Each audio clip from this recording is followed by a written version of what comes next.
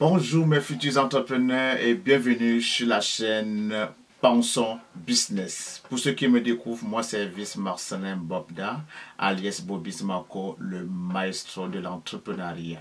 Donc, avant qu'on entre dans le vif du sujet, je vais vous demander, comme d'habitude, 4 petites choses. Je vais vous demander de vous abonner, de nous donner un joli pouce bleu, surtout de partager dans tous vos réseaux sociaux, sans oublier aussi de cliquer sur la cloche de notification pour ne manquer aucune de nos vidéos. Sur cette chaîne Pensons Business, on parle de quoi? On parle effectivement de business, d'entrepreneuriat, d'immigration et tout ce qui va concourir à nous rendre libres financièrement.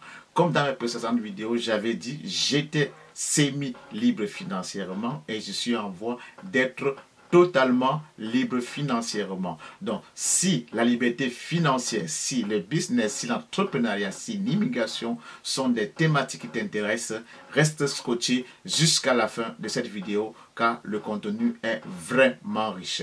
Aujourd'hui, dans cette vidéo, on va parler de quoi? On va parler d'un vieux business que j'ai fait il y a environ plus d'une dizaine d'années et que je suis sûr que jusqu'au jour d'aujourd'hui, ce business est faisable et qui selon moi, est toujours rentable comme par le passé. Il s'agit bien évidemment de l'achat et revente véhicules usagés, achat-revente véhicules sauce jaune, donc des taxis ou communément, ou bien le recyclage des taxis en Afrique. Ce business a un potentiel de cash flow entre 1000 et 1100 dollars par mois si les choses sont bien faites.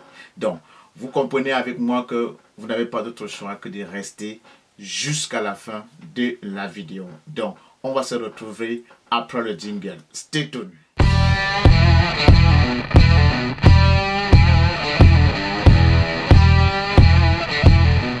Une fois de plus, rebonjour mes futurs entrepreneurs et bienvenue sur cette chaîne. Aujourd'hui, comme je l'ai dit à l'introduction, on va parler d'un business que je trouve qui est vraiment rentable et que tous la diaspora pouvaient en bénéficier. Donc, j'ai trouvé utile de vous en parler parce que moi-même, je l'ai fait il y a plusieurs années et je continue de le faire. Et justement, je suis en train de vous donner un cas pratique dans les prochaines semaines. Donc, soyez seulement à l'écoute. Donc, comme je l'ai dit, c'est le business d'achat et revente des véhicules usagés. Donc, vous savez qu'en Afrique, et particulièrement, parce que moi je suis originaire du Cameroun, il y a des véhicules qu'on appelle taxis, des véhicules sauce jaune. Parce que la loi au Cameroun oblige que tous les gens, les exploitants des taxis, les peignent en jaune pour se différencier des personnels.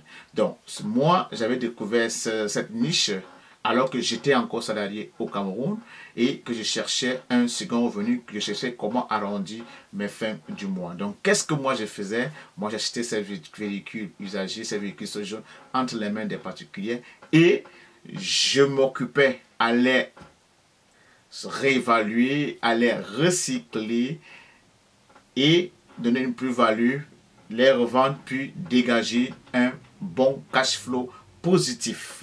Donc, le principe de ce business est tout à fait simple.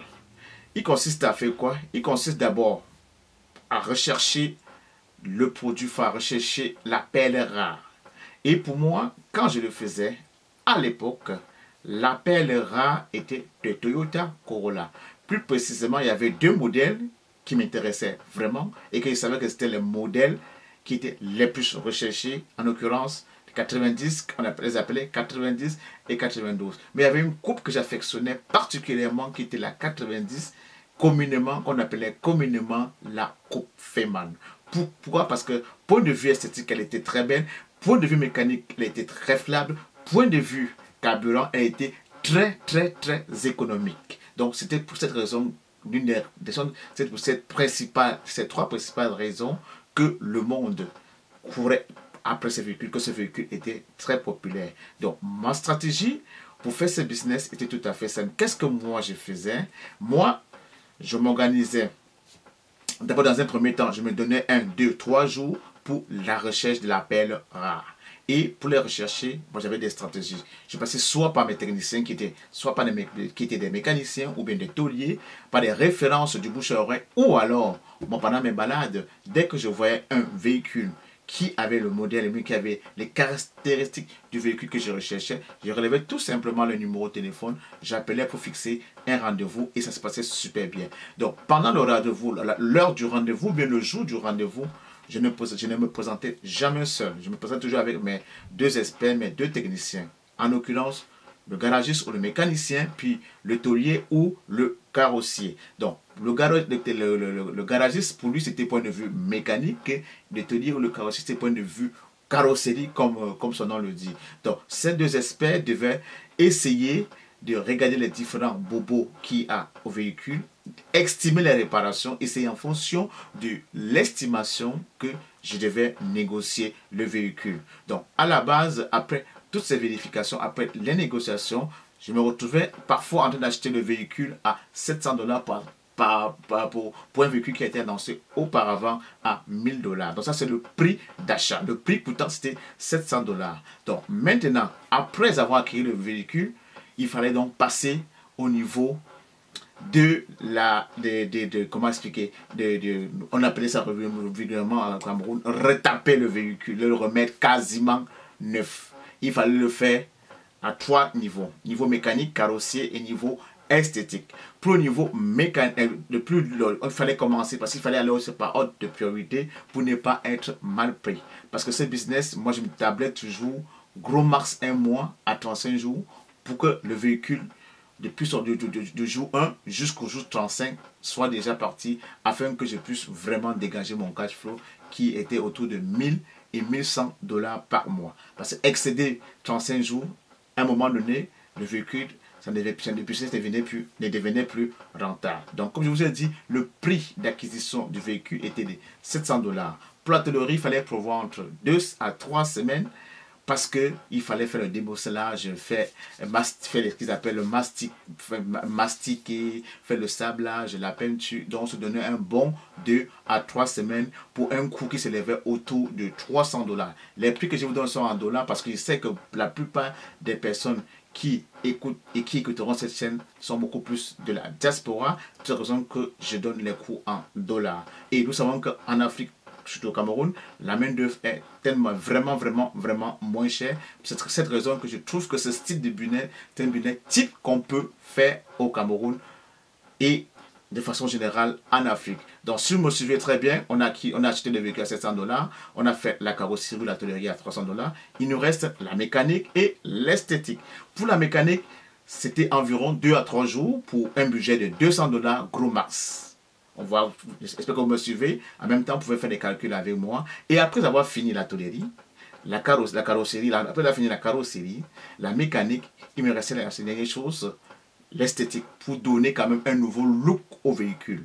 C'est-à-dire qu'aller, comme j'étais dans un endroit à Douala, parce que je viens de Douala, qu'on appelait le camp Yabassi, il fallait aller acheter un peu les rousses de chaises, les parfums, les capes de roue et les enjeux d'hiver, pour essayer de donner un nouveau look et ainsi donner une plus-value au véhicule.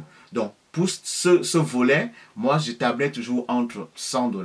Donc, si vous m'avez suivi depuis le début, vous avez vu que de l'acquisition jusqu'à l'esthétique, en passant par la mécanique et la carrosserie, nous avons dépensé $1300. Ça, c'est, on va dire, le prix de revient du véhicule. Donc, il faudrait encore prévoir 1, 2, 3 jours, gros max 7 jours pour le vendre. Et à l'époque, il n'y avait pas les réseaux sociaux, ce n'était pas autant populaire comme aujourd'hui. Il fallait faire la vente directe. Et ça consistait à faire quoi? Ça consistait à faire imprimer des petits papiers avec le numéro de téléphone et choisir des carrefours stratégiques, des pignons sur rue où tu devais garer ton véhicule.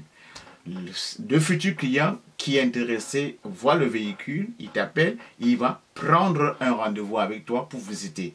Et la plupart du temps, quand il fallait faire pour les visites ou bien pour les rendez-vous, il viendra aussi à son tour avec son expert. D'où l'important d'acheter le véhicule et faire les réparations nécessaires si vraiment on veut gagner en temps et en argent. Donc, un coup qu'il a pris rendez-vous avec vous et qu'il vient voir le véhicule, vous allez négocier, ils vont faire d'abord les essais routiers, son technicien va faire son expertise et ensuite, en fonction du prix que tu vas donner, il va négocier. Et la plupart des temps, moi, comme on dit communément, je donnais par exemple un prix de $2500. Je savais qu'après une négociation, À tout casser, on devait se retrouver minimalement à 200, 2300 $. Et la plupart des temps, c'est ce qui arrivait. Donc, si vous m'avez suivi depuis le début, le prix de revient du véhicule, c'est 1300 $. Le prix de revente, c'est 2300 $. En l'espace de, comme je vous l'ai dit, en l'espace de 30, donc 1 à 35 jours, gros max, si vous faites bien vos calculs, vous verrez qu'on dégage un cash flow positif de 1000 $. Ça, c'est vraiment le minimum. J'ai vraiment pris la bonne inférieure. Cela veut dire que vous êtes capable d'aller chercher plus si vous faites votre devoir, vous faites les choses comme il se doit. Si vous négociez bien à l'achat, si vous négociez aussi au niveau des techniciens de l'esthétique, vous êtes sûr de dégager au moins 1100 à 1200 $ en un mois. Donc, vous voyez que si vous m'avez suivi depuis le début de la vidéo, ça nous a vraiment pas beaucoup impliqué. Certes, à la base, au début, il faut mettre un peu de moyens, il faut mettre un peu d'argent, mais vous convenez avec moi que le ROI, le retour sur l'investissement est presque immédiat. Parce que pour moi, investir 1300 $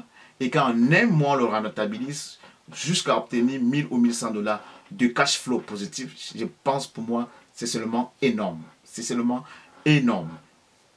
Donc, ce que je vais vous dire par rapport à ce business, c'est moi, je vous le suggère fortement, vous qui êtes dans la diaspora, même vous qui êtes aussi encore en Afrique, parce que c'est un business où, à la base, vous êtes plus ou moins impliqué. Donc, si vous constatez, vous allez voir que, en aucun cas, forcément, votre présence était nécessaire. De l'achat jusqu'à la revente, en passant par les différentes réparations. Tout ce processus, vous êtes capable de le confier, de le donner à quelqu'un et la gestion va se faire automatique. Bien évidemment, moyennant un petit salaire. Donc, moi, c'est pour cette raison que je vous ai dit au départ que cette vidéo était vraiment riche. Et ça, c'est un business que je pense que il faut penser, il faudrait vous y lancer. Donc, je suis justement en train de préparer un voyage pour l'Afrique dans les prochaines semaines. Étant sur place au Cameroun, en Afrique, en particulier, étant sur place au Cameroun, je vous ferai vraiment un cas pratique. Donc, du début jusqu'à la fin. Donc, il faut vraiment rester à l'affût parce que je ferai cet exercice, mais cette fois-ci de façon pratique. Donc, j'achèterai un véhicule, ce zone des négociations hautes, passant par les mécaniques, la carrosserie et tout ce car à chaque étape, je vais filmer la vidéo et même jusqu'au niveau de la revente. Vous verrez que ce que je vous ai raconté, c'est quelque chose qui est faisable. Si je le fais, ça veut dire que vous aussi, vous êtes capable de le faire. Et ça, c'est juste pour un seul véhicule. Donc, ça veut dire que si vous commencez avec un véhicule, vous aimez, vous allez acquérir beaucoup d'expérience. Rien ne vous empêchera à un moment donné que chaque fois que vous avez du profit, vous réinjectez dans votre capital, quitte à ce qu'en un mois, vous êtes capable d'acheter 2, 3, 4, 5 véhicules en un mois, que vous allez faire des réparations nécessaires et les revendre. Imaginez-vous que vous arrivez à un stade où vous êtes capable déjà de vous acheter 5 véhicules en un mois et que en l'espace de 30 à 35 jours, vous écoulez les 5 véhicules pour un profit minimum de 1000 $ par véhicule. Vous vous dégagez facilement avec 5000 €, 5000 $ de cash flow net dans vos poches, qui est quasiment le salaire ou bien légèrement au-dessus du salaire des cadres ici en Amérique du Nord. Donc, vous êtes d'accord avec moi que c'est un business, que c'est une niche qui n'est pas à négliger, surtout que aussi en même temps, en le recyclant, parce que moi j'appelle ça du recyclage, en le recyclant, nous aussi, nous apportons aussi notre pierre à l'édifice contre la lutte, contre le réchauffement climatique. Donc, si cette vidéo t'a plu, n'hésite pas de t'abonner, de liker, de partager, surtout et surtout de cliquer sur la cloche de notification pour ne manquer aucune de nos nombreuses vidéos. Comme je l'ai dit en introduction, cette chaîne t'apprendra à quitter la red race. Si tu rêves un jour travailler pour ton propre compte, dormir pendant que l'argent tombe dans ton dos, gagner de l'argent pendant ton sommeil, reste scotché sur cette chaîne parce qu'il y a du contenu, il y a du lourd à venir. Donc si tu as des questions à me poser, que ce soit par rapport à ce business, par rapport à quelque chose qui t'intéresse, tu aimerais que je parle d'une thématique, laisse-les moi en commentaire. On se retrouve à très bientôt pour une prochaine vidéo. Merci de les avoir écoutés. Merci de votre écoute attentive. Ciao.